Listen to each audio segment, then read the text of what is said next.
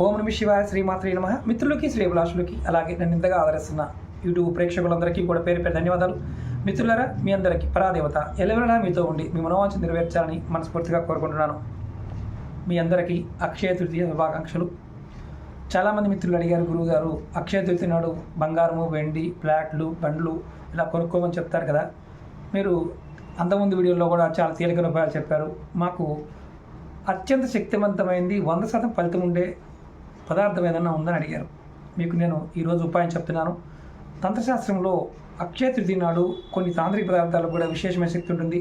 లక్ష్మీదేవిని మీరు ఇంటికి ఆహ్వానించవచ్చు.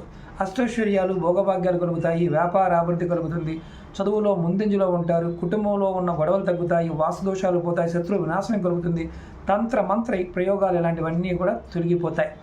అలాగే ముఖ్యంగా ఎవరైనా సరే మీ కుటుంబంలో వివాహం అయ్యి గొడవలతో ఇబ్బంది పడుతూ ఉన్నవారు కూడా అలాంటి గొడవల నుంచి కూడా బయటపడతారు.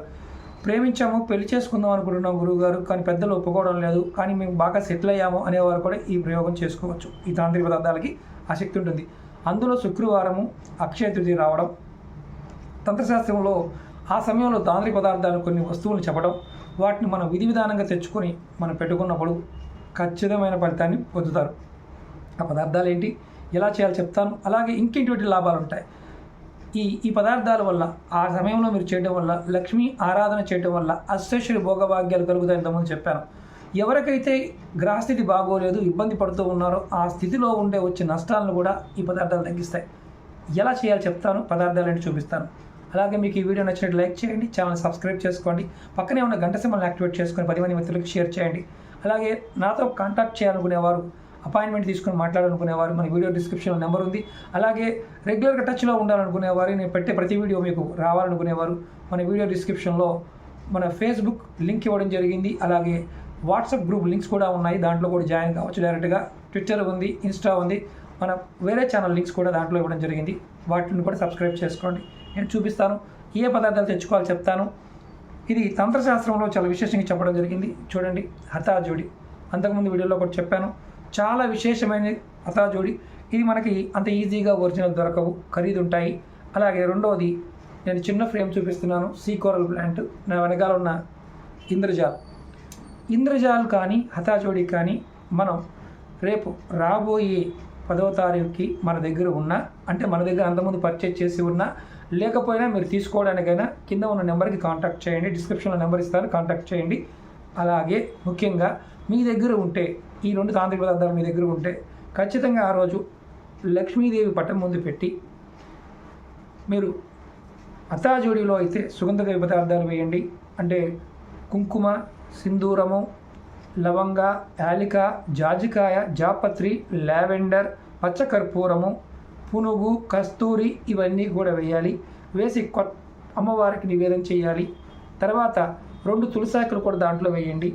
అలాగే మీరు అమ్మవారికి నివేదన చేసిన తర్వాత అమ్మవారి అష్టోత్తరం కానీ సతనామావళి చదువుకోండి.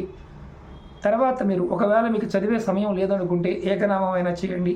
పరమాన్నం చేసి అమ్మవారి ముందు పెట్టండి, హతజోడి ముందు పెట్టండి. మీరు తర్వాత మీ కుటుంబ సభ్యులందరూ తీసుకోండి. ఆ రోజు నుండి ప్రతిరోజు కూడా మీరు 11 సార్లైనా సరే లక్ష్మీదేవి నామాన్ని, చండీ నామాన్ని, ఓం నమో చాముండాయ నమః అయినా సరే అనుకుంటూ ఉండండి. మీకు ఎటువంటి సమస్య ఉన్నా సరే తొలగిపోతుంది. రాజకీయంగా, ఆర్థికంగా, మానసికంగా, శారీరకంగా, గ్రహపరంగా వచ్చే విపత్తులు ఏదైతే ఉన్నాయో వాటి నుండి మీరు తప్పించుకోవడానికి, తగ్గడానికి అవకాశాలు ఉంటాయి. ఇది ప్రయత్నపూర్వకంగా చేయండి. అలాగే ఇంద్రజాలు ఎలా చేయాలంటే, మీరు ఉంగరపు వేలుతో ఇంద్రజాలకి బొట్టు పెట్టండి. ఉంగరపు వేలుతో మీరు గంధంతో బొట్టు పెట్టండి. తర్వాత ఈ వేలుతో బొట్టు పెట్టండి, కుంకుమతో బొట్టు పెట్టండి. పెట్టిన తర్వాత నారాయణ మంత్రం కానీ, అష్టోత్తరం కానీ, నేను పంపించిన మంత్రాన్ని కానీ మీరు రెగ్యులర్గా జపం చేయండి. ఇది చాలా విశేషమైన ఫలితాన్ని కలిగిస్తుంది, లాభాన్ని కలుగజేస్తుంది. ప్రయత్నపూర్వకంగా చేయండి. ఆ సమయానికి ఉన్న శక్తిని మీరు వినియోగించుకోండి. మీ మనసులో ఉన్న ప్రతి కోరిక నెరవేరుతుంది, ధనలాభం కలుగుతుంది. అలాగే రాజకీయాల్లో ఉన్నవారు రాజకీయాల్లో ఉన్నతమైన స్థితికి చేరుకుంటారు. అలాగే వాస్తు దోషాలు ఉన్న తొలుగుతాయి. పిల్లలు మాట వినకపోయిన వారు మాట వింటారు. భార్యాభర్తల మధ్య గొడవలు తగ్గుతాయి. వ్యాపారం చక్కగా అభివృద్ధి చెందుతుంది. ఆ రోజు నుంచి లక్ష్మిని ఆరాధించడం వల్ల ఖచ్చితమైన ఫలితాలు కలుగుతాయి. ఈ తాంత్రిక వస్తువులకి ఆ విశేషమైన శక్తి ఉంది. వీటితో పాటు మీరు ఆ రోజు కొన్ని పదార్థాలు కూడా తీసుకోవచ్చు.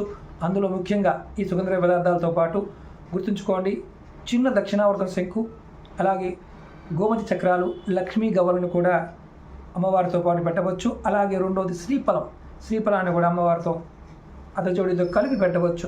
మీరు తర్వాత చక్కగా మూటగట్టి, రెడ్ క్లాత్లో మూటగట్టి వీటిని మీ బీరువాలో పెట్టుకోండి. పండగ సమయంలో, అమావాస్య పౌర్ణమి సమయంలో చక్కగా మీకు అమ్మవారికి నైవేద్యం పెట్టి, అంటే పూజ చేసుకోవడం ఎలా పెట్టి చేస్తారో అలా చేసి నైవేద్యం అన్న పాయసాన్ని పెట్టి మళ్ళీ మీరు అలాగే కొత్త సుగంధ పదార్థాలు వేస్తూ ఉండండి. పౌర్ణమి సమయంలో చంద్రుడు చూపిస్తూ ఉండండి. ఖచ్చితంగా లక్ష్మీ యోగం కలిగి తీరుతుంది. ఇది సిద్ధి ఉపాయం. ప్రయత్నపూర్వకంగా చేయండి, ఖచ్చితమైన ఫలితాన్ని పొందుతారు. ఓం నమః శివాయ. శ్రీమాత్రే నమః.